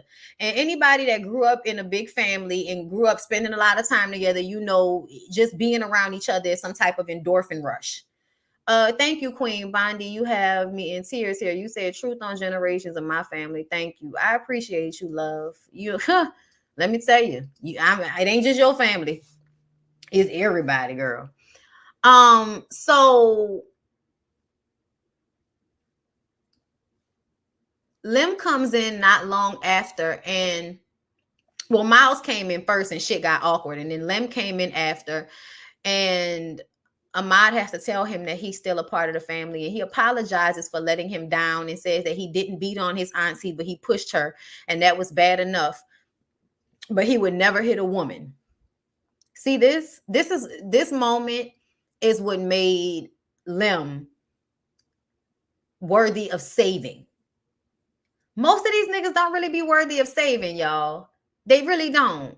But they'll give you somebody like Lim in a movie so that in real life, you'll think that all of these niggas are wounded baby birds that just need a woman from a good family to help them get they shit together. And all of a sudden, they're going to turn into a beautiful, fine, half-street businessman that you didn't put all of this time in that has good dick. That's what y'all think.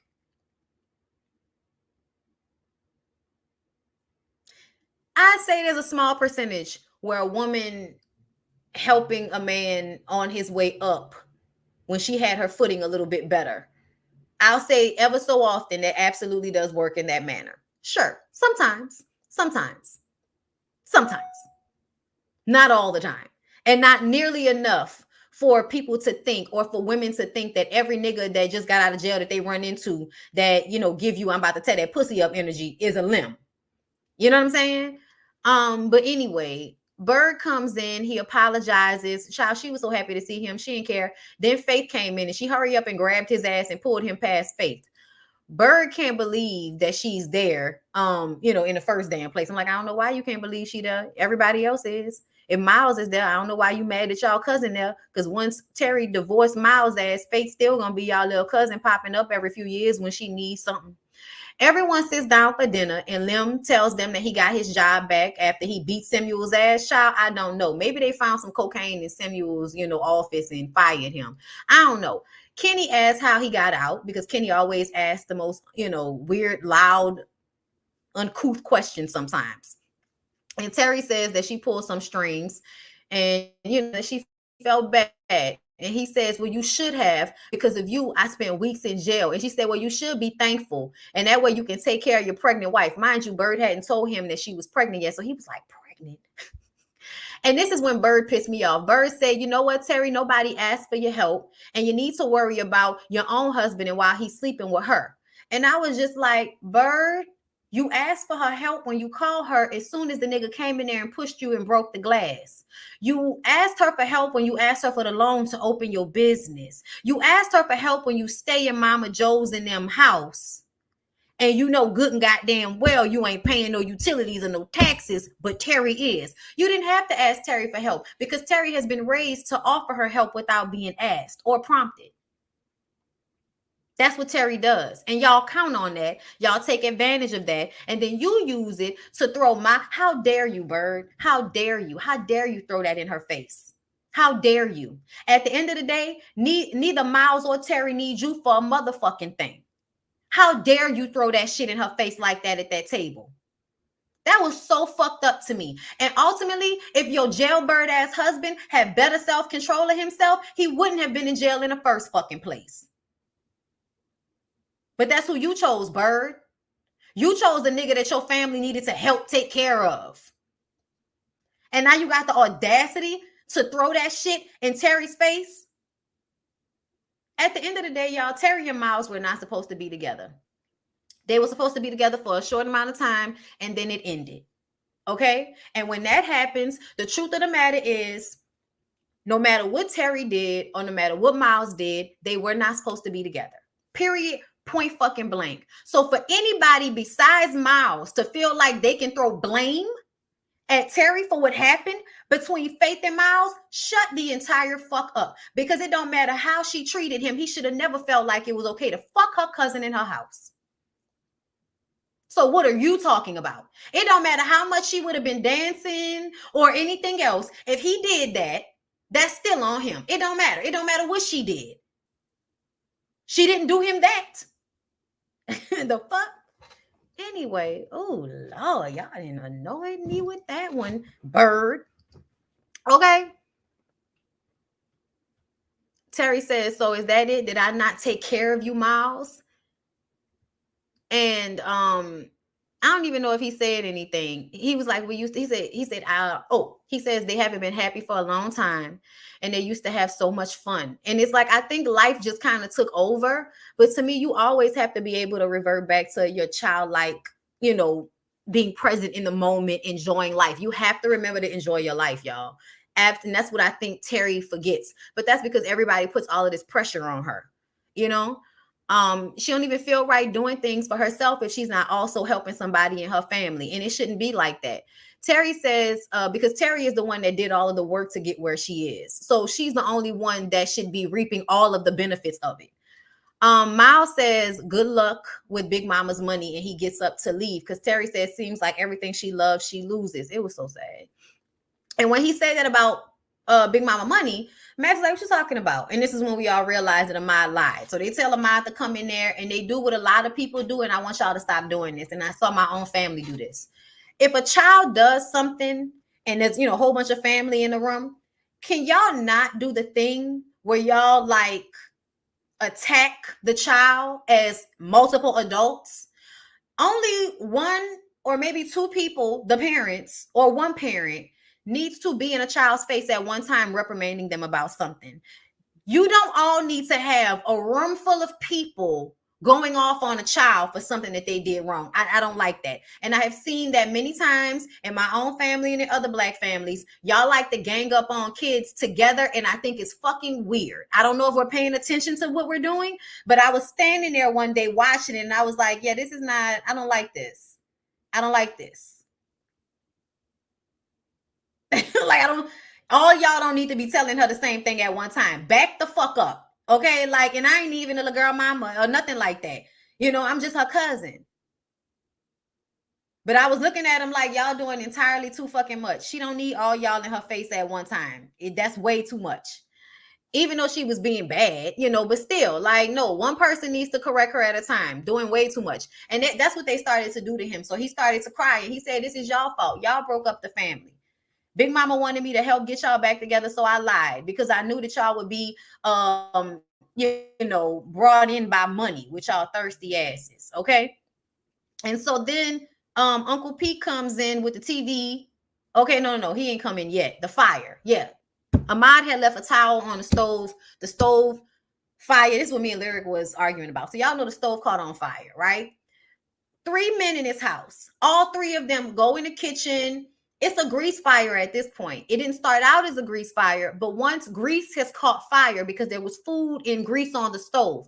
Once it's caught fire, y'all, grease fires can't be put out with water. Water only makes it worse. So you have to have an extinguisher or you have to have like baking soda powder, like something that'll like kill it like that. But water is not going to work. So Lim stands there and pours water into a pot to throw on it, and it makes it worse.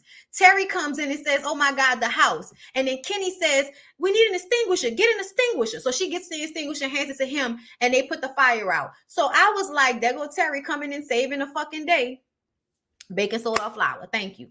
And my husband was like, man, Kenny was the one that told her to get the extinguisher. I said, but there were 3 niggas in that room. Why did she need to come into the room in order for the brain power to raise? And now we know we need an extinguisher. Another thing, why did she have to be the one to get it? Kenny, there are 3 of y'all doing absolutely nothing to stop this fire. I know y'all think y'all are fighting the fire, hitting it with these little rags, but y'all weren't doing anything. One of y'all could have stopped doing what you were doing and went and got the extinguisher. But no, it took Terry walking in and saving the fucking day, which is why she's at the center of the movie. The movie clip. I mean, y'all know the movie picture or whatever. Because she had to keep coming in saving the fucking day. There's an overall consensus in my family, as long as the child isn't in physical danger and are not in danger of hurting another person, we let each other handle our own kids. Yeah, but it wasn't even just like, it was like mama, daddy, grandma, like yeah, I don't like that. Right. Everybody won't be a man. What happens to the alpha males?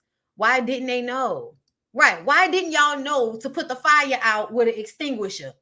And why didn't Kenny think of that immediately? Or at least halfway through the fire igniting, once the water made the shit worse. It wasn't until Terry came in the room that we figured it out.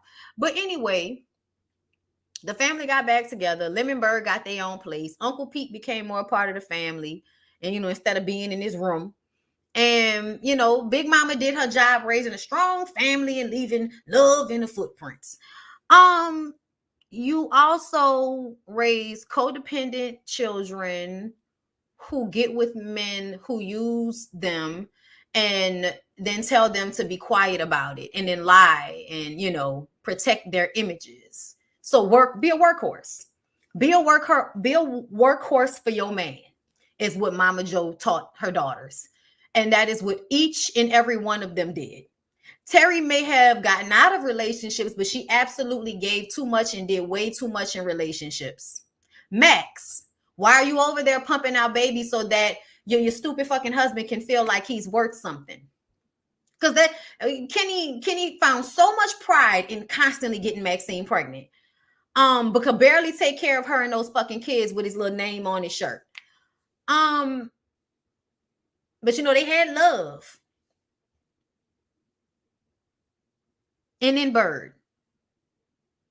Jailbird, pushing you, can't get a job, you paying all the bills, doing way too much. Way too much. Forgiving way too much. All because their mom raised them to be codependent and overdo it for the love of a man. So yeah, she might have told them how to love each other and stick together. But it reminds me of how, y'all know how back in the gap, people used to be in church deep. And nowadays it seems like it's so hard to get people back in church. And everybody's like, why? And I think it's because, first of all, we're in a different time period. But I also feel like when you spend so much time only caring about the surface of things or not really delving in deeply, and that's what Reverend and Black people like to do. They don't like to delve in deep to why things are happening. You want to just see Faith as an annoying, slut, instead of seeing her as the young girl that probably was taken advantage of, that nobody got help for. You want to see Terry as a bitter, a bitter auntie who at the end of the day is trying her best to help and pay for everybody who takes advantage of her. You got Max, who, because she was raised to be some fucking workhorse like her mom, has no real passion except for the fact that her man love her and she could lay up and have children while he go and get his little check. And they ain't got no money, but they keep having kids. The only person with sense was Amari. Okay? But it's just crazy. Like, the Reverend who probably touched the girls when they was young. Okay? We ain't gonna get into that. But yeah, no, they gotta, they would rather you look at it like, oh, all the look at how sad. That's why I got this picture of Lim. How sad he look. My moon sign is Libra. I'm a little behind, but Terry holds very little responsibility that Lim was locked up. It's not Terry's fault that an ex-con had a gun on him and pulled it out in public. Nobody could predict that. Child of Maya could have. Not his little name on his shirt. It's the truth. Exactly. The only one with sense. That is what every elder told me I was, Ahmad. Child, I definitely was. I was paying close attention. Okay.